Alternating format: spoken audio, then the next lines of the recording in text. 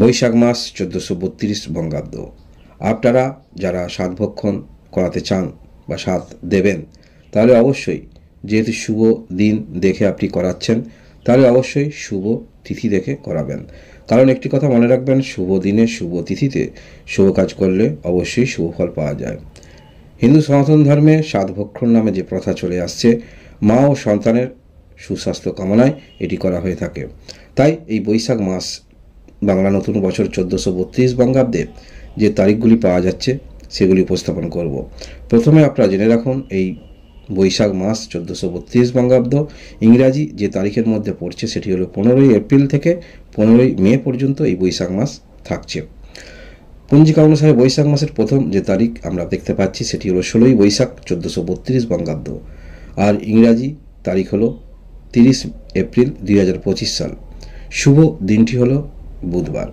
এই দিনে আপনারা যে তিথির মধ্যে সাতভক্ষণ করাবেন, সময়টা ভালো, সেটি হলো দিবা 3:49 মিনিটের মধ্যে সাতভক্ষণ করানোর চেষ্টা রাখবেন। অবশ্যই যে সময় আছে সেই সময়টা যথেষ্ট পর্যাপ্ত আপনাদের ক্ষেত্রে, তাই চেষ্টা রাখবেন দুপুর 12টার আগে করার দিকটা যথেষ্ট ভালো। এর পরবর্তী ক্ষেত্রে আমরা দেখতে পাচ্ছি পঞ্জিকা অনুসারে দ্বিতীয় যে তারিখ পাচ্ছি, পঞ্চামৃত সাতভক্ষণ বৈশাখ মাসের 20 তারিখ 1432 বঙ্গাব্দ, আর ইংরেজি তারিখটি হলো মে মাসের 4 তারিখ 2025 সাল, আর শুভ দিনটি হলো রবিবার।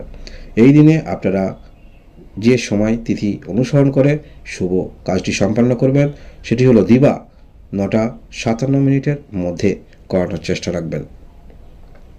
এর পরবর্তী তারিখ যেটি পাওয়া যাচ্ছে পঞ্চামৃত সাতভক্ষণ বৈশাখ মাসের 24 তারিখ 1432 বঙ্গাব্দ, আর ইংরেজি তারিখটি হলো মে মাসের 8 তারিখ 2025 সাল। শুভ দিনটি এদিনে যেটি পড়ছে সেটি হলো বৃহস্পতিবার।